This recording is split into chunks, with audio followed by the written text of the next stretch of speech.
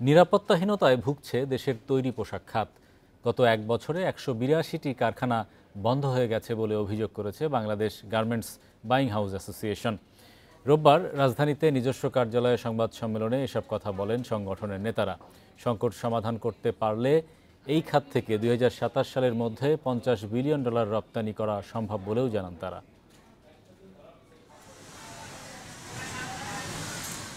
দেশের রপ্তানি আয়ের সিংহভাগ আসে তৈরি পোশাক শিল্প থেকে, কিন্তু এ খাতে সংকট যেন কাটছেই না। খাতের বর্তমান অবস্থা ও করণীয় নিয়ে সংবাদ সম্মেলনের আয়োজন করে Bangladesh garments buying house association BGBA। এ সময় ব্যবসায়ীরা বলেন, জ্বালানি সংকট, রাজস্ব খাতে আমলাতান্ত্রিক জটিলতা এ খাতে এখনও বড় বাধা।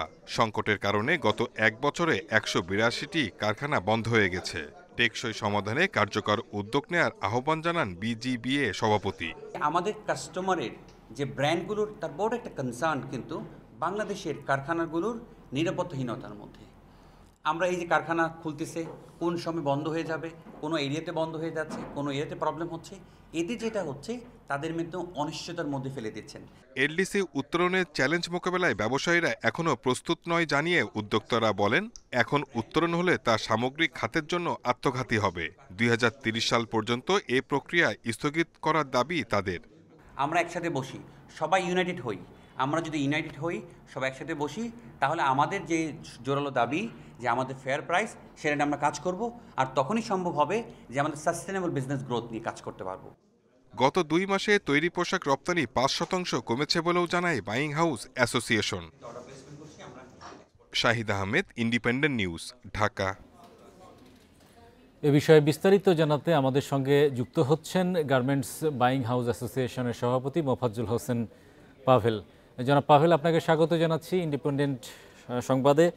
আপনারা যেটা বলছিলেন যে গত প্রায় ২০ মাসে ১৮২ পোশাক কারখানা বন্ধ হয়ে গেছে। নতুন করে কারখানা আসলে গড়ে উঠেছে কিনা, কর্মসংস্থানের কি পরিমাণ নেতিবাচক প্রভাব পড়েছে? ধন্যবাদ আমাকে আমন্ত্রণ করার জন্য। আমি যদি বলি, এই মুহূর্তে নতুন উদ্যোক্তা যার আগে কোনো আসলে গার্মেন্ট ইন্ডাস্ট্রিতে এক্সপেরিয়েন্স নাই অথবা করে নাই, এরকম খুব নগণ্য হাতে গোনা ছাড়া আসলে যারা দুই একটা যেটা বড় করছেন, তারা যাদের উইদিন দ্য গ্রুপ, যাদের অলরেডি আগে দুই একটা ফ্যাক্টরি ছিল অথবা তারা এক্সপ্যান্ড করছে, যাদের একটু মার্কেটিং স্কিলটা ভালো, তাছাড়া কিন্তু এই মুহূর্তে নতুন কোনো ফ্যাক্টরিতে নতুন ইনভেস্টমেন্ট কিন্তু আপনি খুব কম পাবেন। কারণ আল্টিমেটলি যেই জিনিসটা আমি প্রতিবারই বলছি, যে এই মুহূর্তে যে রিটেলাররা একটু ইনসিকিউরিটি ভুগছেন, যে বাংলাদেশের নিরাপত্তা এবং আগামী নির্বাচন কোন দিকে মোড় দিবেন সেদিকে তারা লক্ষ্য রাখছেন। পরবর্তীতে হয়তোবা যখন অর্ডার ফ্লোটা বাড়বে, হয়তোবা তখন নতুন ইনভেস্টমেন্ট আসতে পারবে। এই যে কারখানাগুলো বন্ধ হলো, এর মধ্যে আসলে কোন ধরনের কারখানা বেশি ক্ষতিগ্রস্ত হয়েছে? ক্ষুদ্র, মাঝারি, বড়, এই ৩ ভাগের মধ্যে কারা বেশি ক্ষতিগ্রস্ত হচ্ছে? আসলে কেন আমি এই যে কারখানা বন্ধ করতে হচ্ছে? আচ্ছা, এর মধ্যে মেজরিটি হচ্ছে ক্ষুদ্র এবং মাঝারি গুলো যারা বন্ধ হয়েছে। আসলেই দেখেন যে যাদের সাথে অনেক সময় ব্যাংকের একটা সাপোর্ট পায়নি, যখন এই এই ট্রানজিশনাল যে ইন্টারিম পিরিয়ডটা আসলো, অনেক ব্যাংক আপনি দেখেছেন যে ব্যাংকগুলো আসলে কোনো ধরনের টাকা দিতে পারেনি। ইভেন কি ১০,০০০ টাকাও দিতে পারেনি। গ্রাহকরা লাইনের পর লাইন ছিল, তারা বেতন দিতে পারেনি, তাদের এলসি গুলো ওপেন করতে পারেনি। মেজর যদি ইম্প্যাক্টটা যদি বলা হয়, আসলে ব্যাংকিং সেক্টরটার মেইন একটা ইম্প্যাক্টের কারণে কিন্তু অনেকগুলো ফ্যাক্টরি বন্ধ হয়েছে যদি মেজরিটি বলেন। তার পরবর্তী যেটা হচ্ছিল আসলে অর্ডার ফ্লো। আপনি হয়তোবা আমরা বলছি যে ইউএসএ ট্যারিফের কারণে বাংলাদেশ এখন একটা কম্পিটিটিভ ট্যারিফ পেয়েছে, যদিও ট্যারিফ বেড়েছে বাংলাদেশের জন্য এডিশনাল 20%, বাট কম্পারেটিভলি অন্যান্য দেশ থেকে কিন্তু যদি চিন্তা করা হয় এখনো একটা কম্পিটিটিভ মার্কেটে আছেন। বাট বাংলাদেশের কিন্তু আপনি ওইরকম কোনো অর্ডার ফ্লো দেখবেন না যে ফ্লোটার মাধ্যমে যে গত বছর থেকে 20% বেড়ে গেছে, 10% বেড়ে গেছে।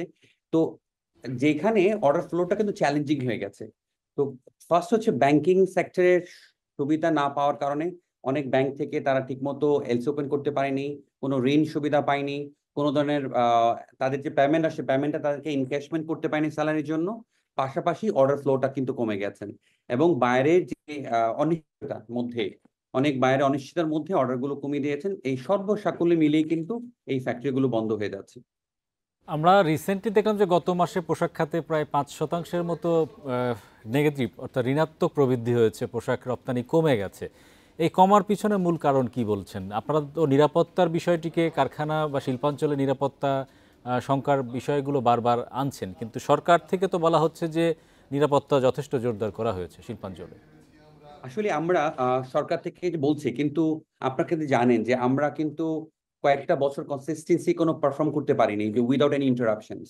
আপনি হয়তো বা ওয়েজেস এর জন্য আমাদের কোনো কারখানা বন্ধ ছিল, অথবা পলিটিক্যাল আনরেস্টের জন্য কারখানা বন্ধ ছিল, তারপরে কোনো না কোনো শ্রমিক আনরেস্টের জন্য কারখানা বন্ধ ছিল। এখন সামনে যেহেতু নির্বাচন, আসলে কাস্টমাররা সংচিত আছেন যে আসলে আগামী নির্বাচনের মধ্যে কোনো ধরনের ইম্প্যাক্ট হবে কিনা। আপনারা জানেন প্রত্যেকটা রিটেইলাররা কিন্তু তার নির্দিষ্ট টাইমলাইন থাকে। একটা নির্দিষ্ট প্রোডাক্ট নির্দিষ্ট সময়ে কিন্তু ওই তার শোরুমে উঠাতে হয়।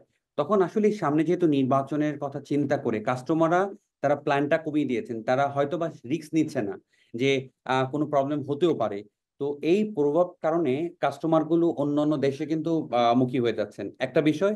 আরেকটা বিষয় হচ্ছে আপনার ওভারঅল প্রাইসটা কমে গেছে। আপনি যেই গার্মেন্টটা হয়তো বা আগে আপনি একটা শার্ট $60 আমরা সেল করতাম কাস্টমারের কাছে, সেটা এখন $6.5 চলে আসছেন। তো আলটিমেটলি যদি আপনার এফওবিটা কমে যায়, নাম্বার অফ কোয়ান্টিটি যদি সমান থাকে, অনেক সময় ওভারঅল টার্নওভারটা কিন্তু কমে যাচ্ছে। সো আমি মনে করি দুইটা হচ্ছে মেজর ইম্প্যাক্ট এখানে। আমরা দেখছিলাম যে মার্কিন বাজারে কিছুটা সংকুচিত হয়েছে পোশাকের যে আমদানি।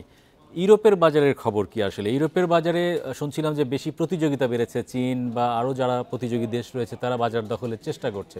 বাংলাদেশের অবস্থান সেখানে কি? আমি এখন যদি বলি, ইতিমধ্যে বাংলাদেশের অবস্থান এখনো ভালো আছেন। কিন্তু আমাদের যে চ্যালেঞ্জিং যে বিষয়টা আসবেন সামনে, যেমন ইউকে মার্কেটের জন্য, যেমন আপনি জানেন ভারতের সাথে একটি এফটিএ সাইন হয়েছেন এবং এটা খুব শীঘ্রই এটা শুরু হয়ে যাবেন। ভারত যখন বেনিফিট পাওয়া শুরু করবেন, আপনি জানেন এখন ইতিমধ্যেই ভারত 9.5% এডিশনাল ট্যারিফ ট্যাক্স দিয়ে কিন্তু ইউকে কাস্টমাররা ইম্পোর্ট করছে ভারত থেকে। যখন এই ফ্যাসিলিটি পেয়ে যাবেন, অটোমেটিকই কিন্তু 9.5% প্রাইস কমে যাচ্ছে। তো সেক্ষেত্রে কিন্তু ভারত আরো বেশি আমাদের কম্পিটিটিভ হয়ে যাবে।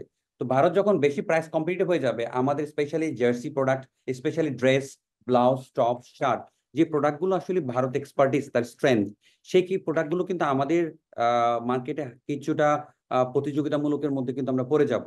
তো আমরা যদি এই প্রোডাক্টগুলোর সাথে আমাদের গভর্নমেন্ট যদি আমাদের এক্সট্রা টেক কেয়ার না করা হয়, এবং আমাদের পুরো ইন্ডাস্ট্রি যারা অ্যাসোসিয়েশন স্টেক হোল্ডার আছেন, বিভিন্ন এক্সপোর্টের সাথে সম্পৃক্ত যারা, তারা যদি আমরা বিভিন্ন ইনিশিয়েটিভ না নেই, এই সামনে যে মানে যে প্রবলেমটা আসতেছেন, যে চ্যালেঞ্জটা আসতেছেন, এই চ্যালেঞ্জটা মোকাবেলা করার জন্য, তাহলে কিন্তু আমাদের একটা একটা হুমকির সম্মুখীন হতে পারেন। আমাদের যেই গ্রোথটা প্ল্যান করছি সেটা কিন্তু বাধার সম্মুখীন হতে পারে।